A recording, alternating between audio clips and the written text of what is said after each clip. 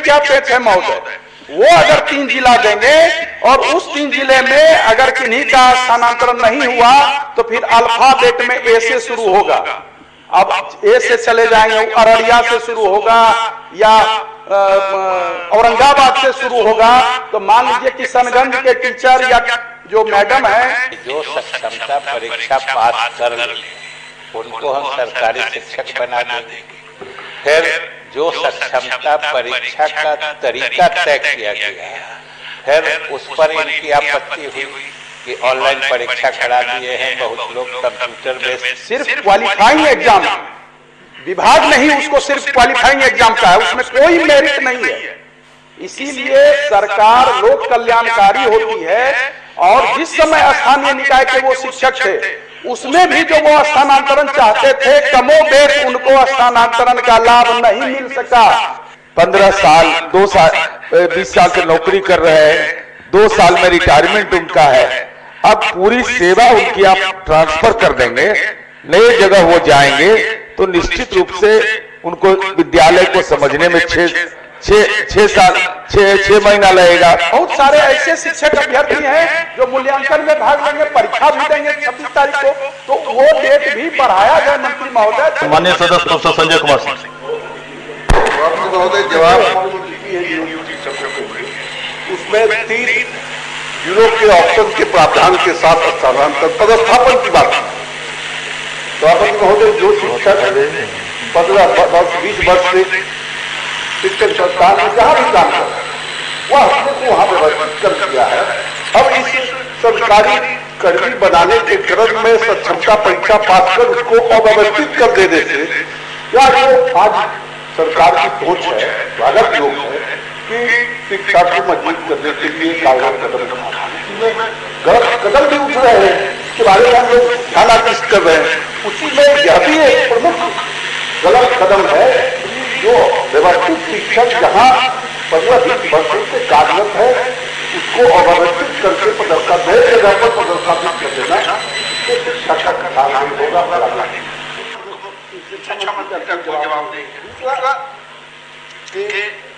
हमने कहा है कि सक्षमता परीक्षा के बाद सेवा पक्ष की बात होने की है, इसमें हमने कहा है कि वरीयता योजना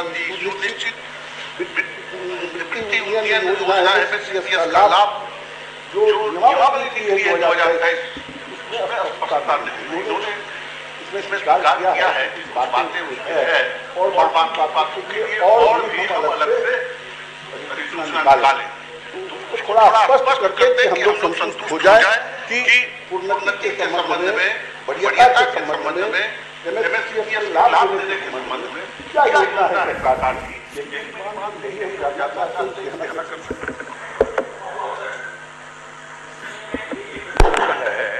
वो बहुत ही ज्वलंत समस्या है जो आवेदन पत्र भराए जा रहे हैं सक्षमता परीक्षा के निमित्त जो आवेदन, उसमें जो प्रावधान स्थानांतरण के लिए मूल विद्यालय से जो अन्यत्र 3 जिले में दिया जा रहा है उस प्रावधान को मंत्री महोदय शिथिल कर दें। उसमें बीपीएससी से भी जो स्थानीय निकाय के शिक्षक हैं उनको भी 3 जिला दूर फेंक दिया गया। उनको तो उनकी सेवा 15 वर्ष, 20 वर्ष, 6 वर्ष, 7 वर्ष, 5 वर्ष ऐसा है। तो जब उस मूल विद्यालय में रह करके वो अपने अध्ययन अध्यापन का कार्य कर ही रहे हैं संस्थापूर्वक, तो मुझे लगता है वो प्रावधान, ये ज्वलंत समस्या है क्योंकि फॉर्म भरा जा रहा है, ये स्वागत योग्य कदम है। माननीय मंत्री महोदय ने कहा था पूर्व में भी, सदन से पहले भी, जो कि हम लोग ऑफलाइन परीक्षा का भी सरकार सोच रही है और करेगी, ऑफलाइन परीक्षा का भी प्रावधान किया गया। लेकिन आज पुनः देखा जाए मूल्यांकन शुरू हो चुका है महोदय, बहुत सारे ऐसे शिक्षक अभ्यर्थी हैं जो मूल्यांकन में भाग लेंगे, परीक्षा भी देंगे 26 तारीख को, तो वो डेट भी बढ़ाया जाए मंत्री महोदय, 26 तारीख को बढ़ा करके मार्च प्रथम सप्ताह में किया जाए और ऐच्छिक स्थानांतरण की सुविधा इसी सदन में माननीय मुख्यमंत्री महोदय ने भी कहा था, जो कि सिर्फ गृह प्रखंड में शिक्षक नहीं रहे और उनका स्थानांतरण ऐच्छिक ही होगा, उनके द्वारा दिए गए आवेदन के आधार पर ही स्थानांतरण होगा। तो मुझे लगता है उस प्रावधान को शिथिल कर दिया जाए, तत्काल इस पर मंत्री महोदय संज्ञान।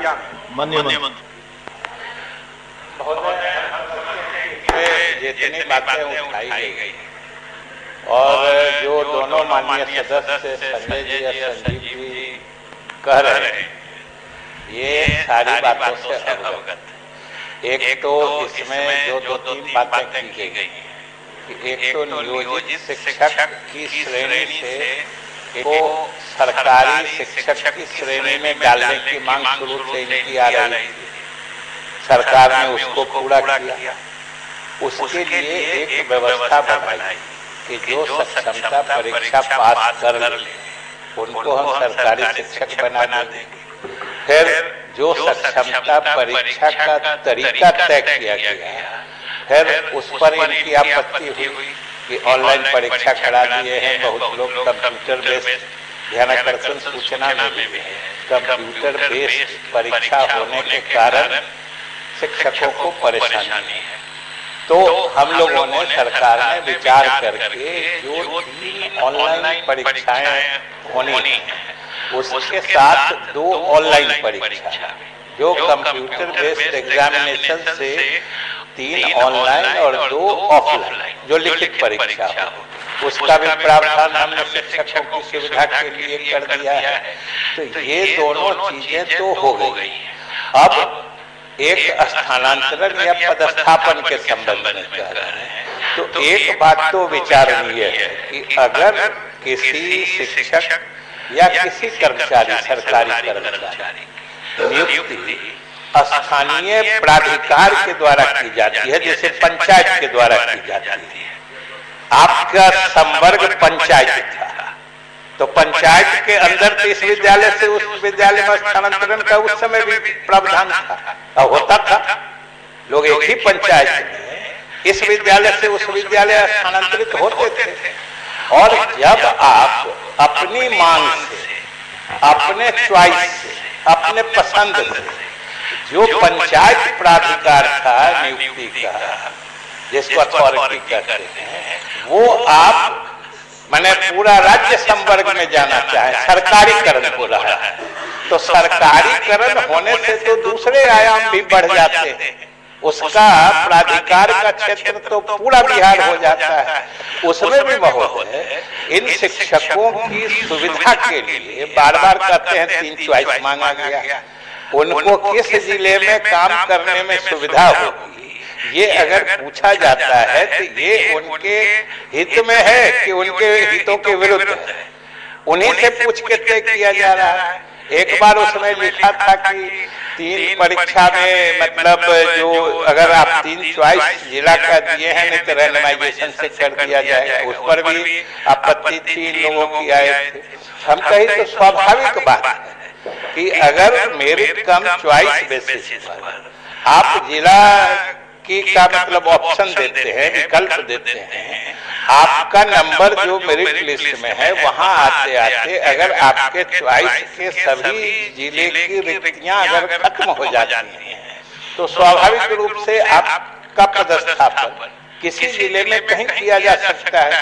ये सब तो महोदय सामान्य जो राज्य संवर्ग के पदाधिकारी या कर्मचारी होते हैं ये सबों पर लागू है। तीसरी बात जो ये लोग अन्य सेवा शर्तों के संबंध में कह रहे हैं, जब ये राज्य कर्मी बन जाएंगे तो राज्य कर्मी के लिए जो सुविधाएं लागू हैं स्वाभाविक रूप से लागू होंगी। और इसीलिए हमने इसमें कहा कि अगर कोई खास सुविधा जो राज्य कर्मियों को मिलती है और इनको नहीं मिल पाएंगी या उसमें कोई त्रुटि रहेगी तो हम लोग उसको देख के फिर ठीक करेंगे। बात मैं मंत्री महोदय को बताना चाहूँगा कि बिहार के जितने अभी राज्यों के विद्यालय जिनमें ये नियोजित शिक्षा ये सभी प्राइवेट मैनेजमेंट के तहत चलने वाले संस्थान और बिहार माध्यमिक शिक्षक संघ ने बड़ी लड़ाई लड़कर 1980 में इन सभी शिक्षण संस्थानों का सरकारीकरण करा और जिस विद्यालय में जो शिक्षक काम कर रहे थे वो भी सरकारी शिक्षक उसी विद्यालय में रहते हुए हो गए।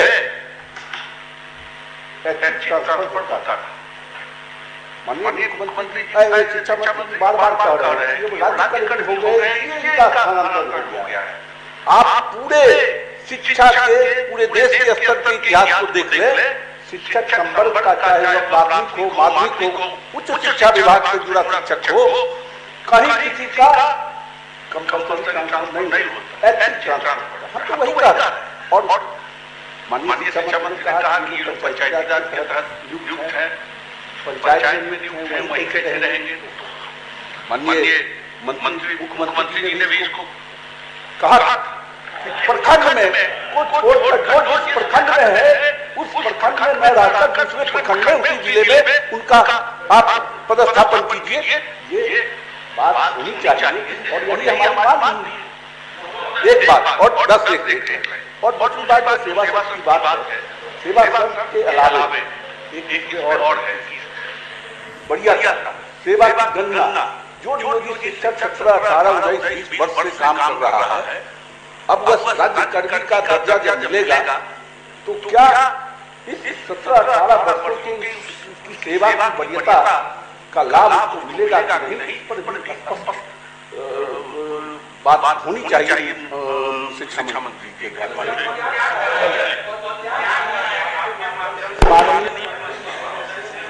तब मैं संशोधन की अपेक्षा करता। मंत्री महोदय ने अभी अपने जवाब में कहा कि मेरी कम चॉइस में उनको यह सुविधा दी जा रही है। महोदय, मैं सदन को भी जानकारी देना चाहता हूं, आपको भी जानकारी देना चाहता हूं, सरकार को भी जानकारी देना चाहता हूं। वो उत्तीर्णांक परीक्षा है, सिर्फ क्वालिफाइंग एग्जाम, विभाग नहीं उसको सिर्फ क्वालिफाइंग एग्जाम का है, उसमें कोई मेरिट नहीं है। इसीलिए सरकार लोक कल्याणकारी होती है और जिस समय स्थानीय निकाय के वो शिक्षक थे उसमें भी जो वो स्थानांतरण चाहते थे, कमोबेश उनको स्थानांतरण का लाभ नहीं मिल सका। इसीलिए माननीय वर्तमान मंत्री बैठे हुए हैं, इन्होंने सॉफ्टवेयर भी बनवाया, इसी विधान परिषद में इनका जवाब आया था और ट्रांसफर के लिए नियोजन इकाई नहीं बनवाया। तो जब उतना तक आप सोच सकते हैं उन शिक्षकों के लिए, आप समझें सभी परिवार के साथ रह करके अगर पढ़ाएंगे तो पढ़ाने में कितनी सहजता होगी, कितने अच्छे तरीके से शैक्षणिक गुणवत्ता ये होगा। अब 15 साल से कोई कहीं रह रहा है, चाहे किराए के घर में रह रहा हो, चाहे जैसे भी अपने घर में रह रहा हो, 10 किलोमीटर दूर जाकर के क्लास कर रहा हो, तो उससे अच्छा होगा शैक्षणिक माहौल कि उनको 3 जिला कहीं और उस 3 जिले में भी क्या पेच है महोदय, वो अगर 3 जिला देंगे और उस 3 जिले में अगर किन्हीं का स्थानांतरण नहीं हुआ तो फिर अल्फाबेट में ए से शुरू होगा। अब ए से चले जाएंगे, अररिया से शुरू होगा या औरंगाबाद से शुरू होगा, तो मान लीजिए किशनगंज के टीचर या जो मैडम है वो चले जाएंगे औरंगाबाद। सर 600 किलोमीटर 700 किलोमीटर की दूरी पर अगर कोई चले जाएंगे, मतलब ये इतना संवेदनशील विषय है। हमको लगता है सरकार तो इसी के लिए होती है, इसी के लिए सरकार होती है, लोक हित के लिए सरकार होती है। हमको लगता है इसमें राज्य हित भी है, शैक्षणिक हित भी है, शिक्षकों का भी हित है, छात्रों का भी हित है, छात्राओं का भी, समाज का भी हित। सभापति महोदय, आप भी इसके लिए इच्छुक हैं, ये भी कुछ कहना चाहते हैं लेकिन बोल नहीं पा रहे, समय नहीं मिल रहा, इसीलिए हमको लगता है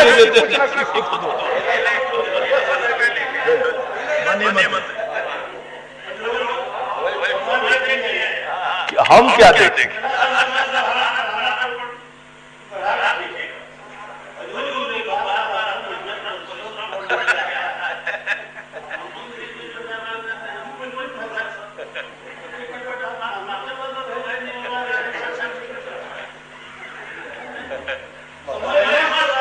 महोदय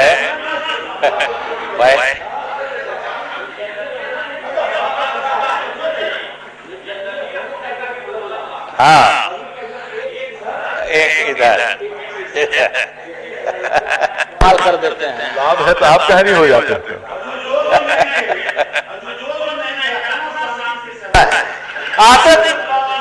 नहीं तो महोदय आपने भी महसूस किया होगा कि सुनील जी नहीं थे तो उनकी कमी महेश्वर जी ने खल्ले नहीं की थी। सभापति महोदय जो 2-3 बातों की चर्चा की, एक तो संजय जी ने इस क्षमता परीक्षा या संवर्ग परिवर्तन के निर्णय को अधिग्रहण के मामले से जोड़ दिया। महोदय, ये बिल्कुल दो चीजें हैं। अधिग्रहण होता है तो किसी संस्था के साथ उसके कर्मियों की सेवा सरकारीकरण होती है। यहाँ तो सब लोग काम कर रहे थे और परीक्षा लेके उनका संवर्ग बदल रहा है।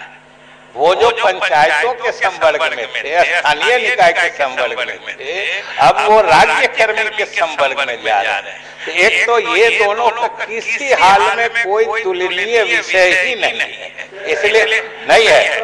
फिर देखिए महोदय, ये पूछे, ये बोल रहे थे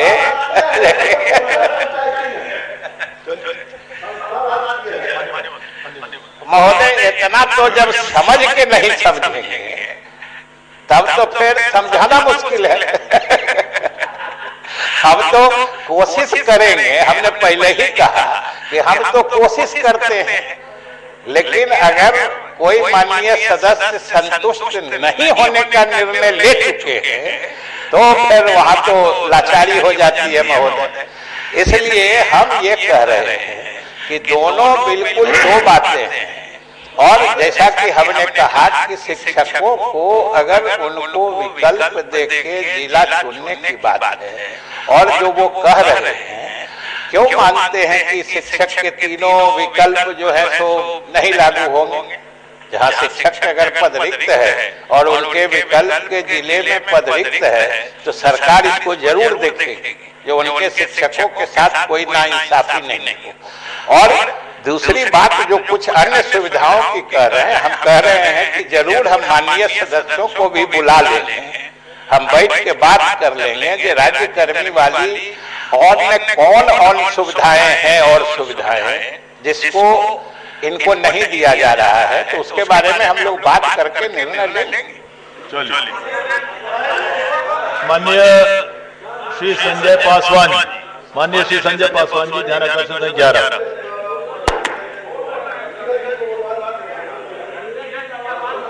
बोले नीरज जी के हाथ को पकड़ के उठाया जा रहा है। सभापति महोदय, हमारा विनम्रता पूर्वक आग्रह केवल एक है कि इस बिहार में 1995 में शिक्षकों का सामूहिक स्थानांतरण हुआ, ये सर्वविदित है। हम माननीय मंत्री जी से केवल एक मात्र आग्रह करना चाहते हैं कि शिक्षक और स्नातक प्रतिनिधियों को बुला करके, मुझे ऐसा लगता है कि जिनके बच्चे वहां पढ़ रहे हैं, उनका एस्टेब्लिशमेंट है, 15 साल 20 साल से नौकरी कर रहे हैं, 2 साल में रिटायरमेंट उनका है, अब पूरी सेवा उनकी आप ट्रांसफर कर देंगे, नई जगह वो जाएंगे तो निश्चित रूप से उनको विद्यालय को समझने में 6 महीना लगेगा। उसके बाद उनकी सेवा इतनी अल्पावधि की रहेगी कि सरकार जिस उद्देश्य से और इतना बड़ा काम आपने कर दिया, राज्य कर्मी का दर्जा दे दिया, ऑफलाइन ऑनलाइन दोनों सुविधा आपने प्रदान कर दिया, राज्य के शिक्षक इसके लिए आपके प्रति कृतज्ञ हैं कि सरकार ने ये महत्वपूर्ण निर्णय लिया। तो हमको लगता है कि एक बार बैठ करके इसके जो विशिष्ट पक्ष है, इस पर भी सरकार को विचार करना चाहिए। हम